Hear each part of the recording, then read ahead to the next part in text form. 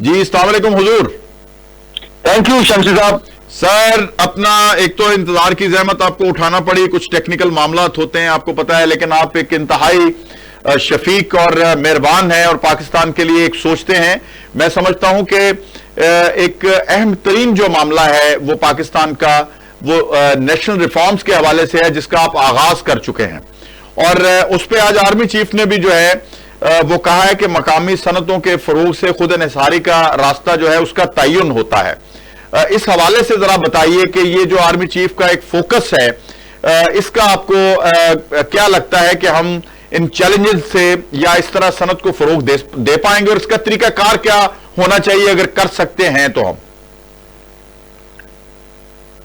Army chief general Syed Asim Munir جو ہیں, انہوں نے سب سے پہلے اور بڑا کام کیا وہ پاکستان کو سٹیبلائز کیا ہے. کیونکہ آپ سب کو پتا ہے, دہرانے کی ضرورت نہیں ہے کہ پچھلے سال دو میں کیا ہوتا رہا ہے یا کچھ عرصے سے کیا ہو رہا ہے, سب کو پتا ہے. اور یہ چیز انٹرنلی یعنی پاکستان کے اندر اور گلوبلی سب ریکگنائز کرتے ہیں, دنیا اور ایکسپٹ کرتی ہے اور ان کو ٹریبیوٹ دیتی ہے کہ انہوں نے پاکستان کو آرمی چیف نے سٹیبلائز کر لیا. دس پوائنٹ نمبر 1, کیونکہ سٹیبلٹی کے بعد اگلی چیز آتی ہے.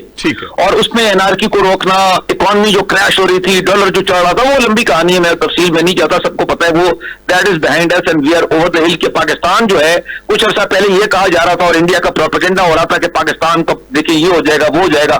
اب آپ دیکھیں انڈیا کا پروپیگنڈا ہی دیکھ لیں تو آپ کو سمجھ آ جائے گی کہ اب کس طرح کے حالات جا رہے ہیں. ایک تو پہلی یہ بات ہے. سو اب جو بات کر رہے ہیں army chief general Syed Asim Munir کے فوکس ان کا پاکستان پہ ہے, آرمی پہ, ملٹری پہ, نیشنل سیکیورٹی پہ تو ہے ہی, وہ تو ہے, اس میں تو ڈسکشن ہی کوئی نہیں. لیکن کیونکہ خالی نیشنل سیکیورٹی جو ہے نا, قومی سلامتی, یہ خالی فوج آج نہیں ہے یا ملٹری بھی نہیں, ایئر فورس نیوی بھی خالی نہیں ہے, اس میں اکانومی ہے, اس میں نیشنل انٹیگریٹی ہے, سوورینٹی ہے, 500 چیزیں اس میں اور ہے. تو اس لیے فوکس جب سب پہ ہوگا اور ساروں کو ساتھ سنرجزم یعنی کہ آپس میں ان کا ملاپ اور صحیح ایک دوسرے کو سپورٹ کرنا, جو تبھی جا کے آپ وہ حاصل کر سکیں گے جو کوئی بھی قوم نے حاصل کرنا ہے.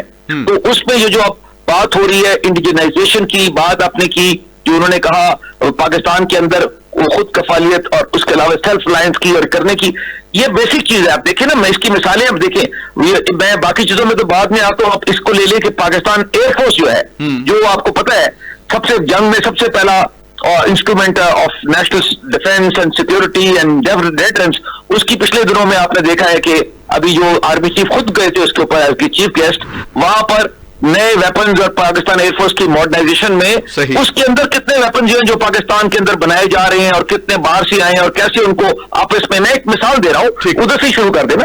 تو آپ دیکھیں کہ پاکستان اب خالی امپورٹر نہیں رہا, پاکستان ڈیفنس مینوفیکچرر بھی بنتا جا رہا ہے اسلحہ کا, اور آگے جا کے انشاءاللہ بڑھتے ہوئے ایکسپورٹر بھی بنتا جائے گا, اس کا ایکسپورٹر بھی.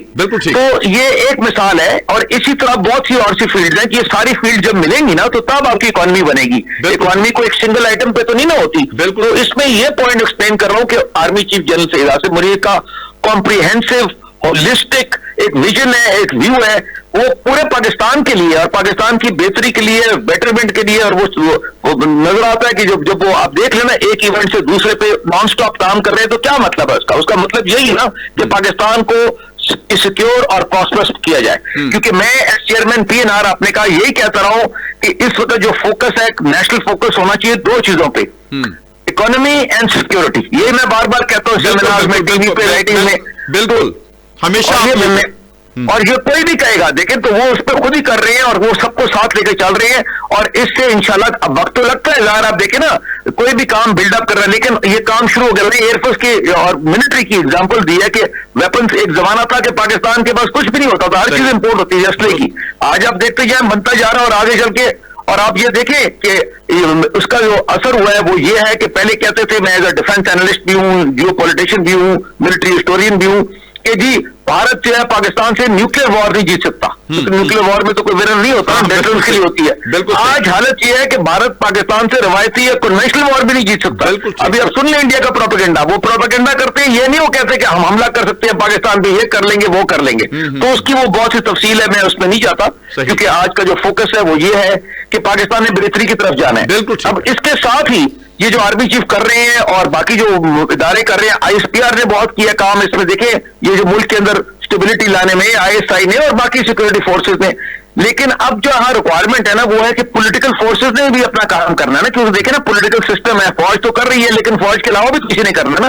تو آگے چل کے جو ابھی پاکستان میں پولیٹیکل سٹیبلٹی لانی ضروری ہے تاکہ ایک ماحول بنے اور اس میں اکانومی آپ کے اوپر آئے. کہ پاکستان کی اکانومی بہتر ہوگی تو پھر حالات بھی بہتر ہوں گے, اور اس کے لیے میں نیشنل ریفارم کا اس میں تھوڑا بتائیے گا, کیونکہ ایک تو ایجنڈا اگر ہر ایک کا یہ ہو جائے, جیسے من حیث القوم بھی ہمیں یہ سوچنا ہوگا, صرف ایک شخص کا جو ویژن ہے وہ سب کے سامنے آ گیا. جیسے آپ چیئرمین پی این آر جو ہے وہ اپنی ورکنگ سامنے لے کے آتے ہیں, لیکن آپ لوگوں کو قائل کیسے کر پائیں گے کہ پاکستان کو صنعت کاری میں جو ہے خود کفیل ہونا چاہیے, اور پھر جا کے معاشی مسائل ہمارے پاکستان کے حل ہوں گے, فیسیلیٹیٹ کیسے کر پائیں گے, یہ ذرا کائنڈلی بتائیے.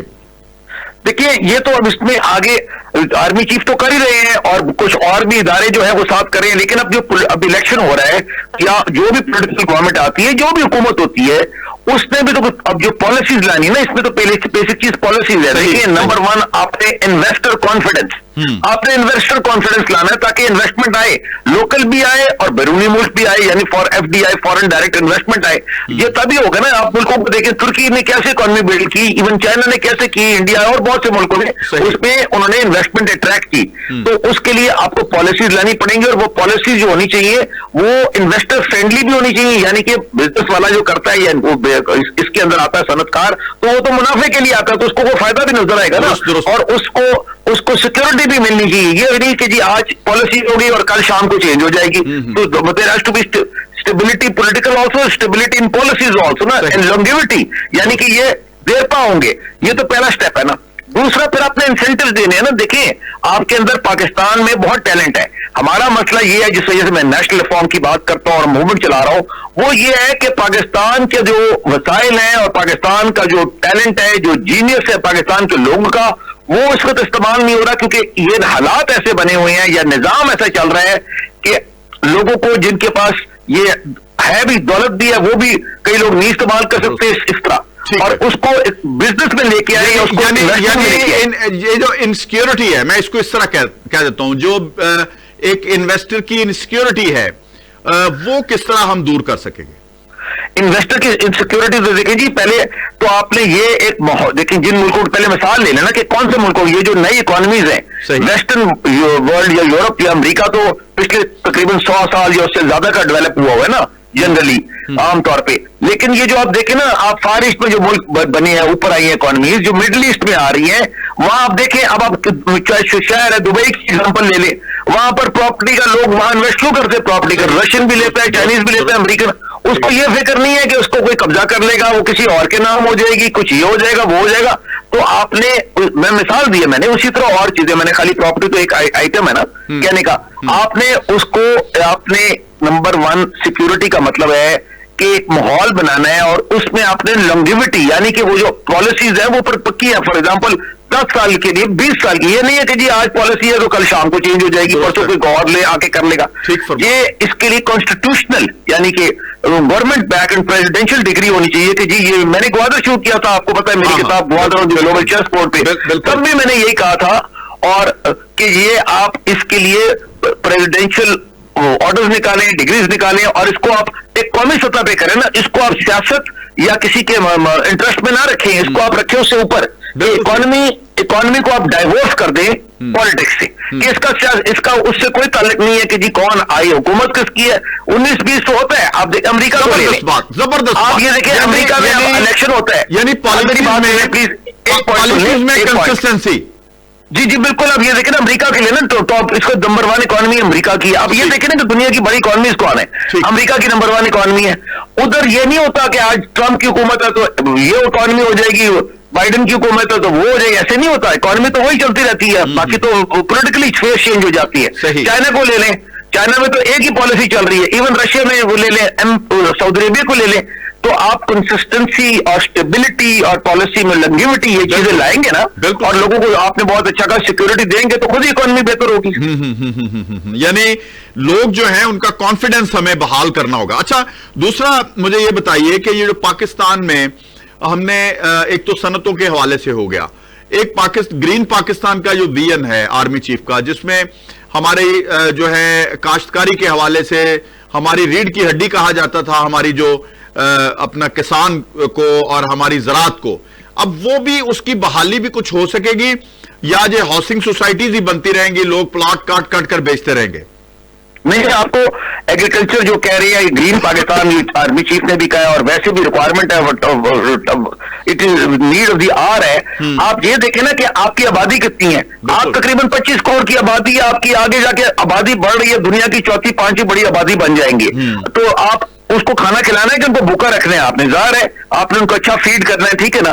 تو وہ کہاں سے کریں گے جب ایگریکلچر نہیں ہوگا؟ دوسری بات ہے کہ بنیادی طور پہ تو آپ ایگریکلچرل کنٹری ہے، انڈسٹری یا جو بھی باقی کمپیوٹر لائے، اے آئی لائے، وہ تو ٹھیک ہے، لیکن بنیادی طور پہ تو آپ ایگریکلچر کنٹری ہے. تو آپ نے ایگریکلچر تو بلڈ کرنا ہی کرنا ہے نا، اس میں تو ڈسکشن نہیں ہے. آبادی کی ریکوائرمنٹ بھی یہی ہے اور آپ کا بنیاد ہے بھی یہی. تو دونوں صورتوں میں آپ کو اس کو گرین ریولوشن کہہ لیں، گرین پاکستان کہہ لیں، گرین جو بھی نام لے لیں، آپ نے اس کو لانا ہے. اس کے اندر پورا پیکج ہے نا، اس میں دیکھیں آپ کو ڈیم چاہیے، اس کے اندر پانی چاہیے، اس کے اندر آپ کو فرٹیلائزر 500 اور چیزیں، اس میں تعلیم چاہیے. لوگوں کو تعلیم بھی تو دینی نا کہ کیا کرنا ہے، اور اویئرنیس لانی ہے اس کے اندر. دیکھیں نا، آپ خود ہی کہتے ہیں کہ پر کیپٹا ہمارا ییلڈ کم ہے، باقی اسے بھائی کیوں کم ہے؟ کوئی وجہ ہوگی کم ہے نا، تو اس کو ٹھیک کرنا ہے. آپ کے پاس بہت پوٹینشیل ہے پروڈکٹیوٹی کا، لیکن یہ جو نیشنل ریفارم ہم بردوا کہتے ہیں وہ اسی لیے کہتے ہیں نا کہ جو آپ کر سکتے ہیں ہم کیوں نہیں کر رہے. بالکل ٹھیک. آپ کے بلوچستان میں نے گوادر کی کتاب لکھی تھی، بلوچستان میں بے تحاشا، آپ کو پتا ہے کتنی کھجور ہے وہاں پر، کتنی اور چیزیں ہیں. اسی طرح سندھ میں بلوچستان KPK میں، مطلب آپ نے پاکستان کے وسائل کو اوپر لانا ہے جس میں ایگریکلچر بھی شامل ہے، تاکہ پاکستان کی پاپولیشن کو آپ فیڈ کر سکیں اور اس کے علاوہ ایکسپورٹ بھی کر سکیں. بالکل ٹھیک ہے. بہت بہت شکریہ محترم نادر میر صاحب ہمارے ساتھ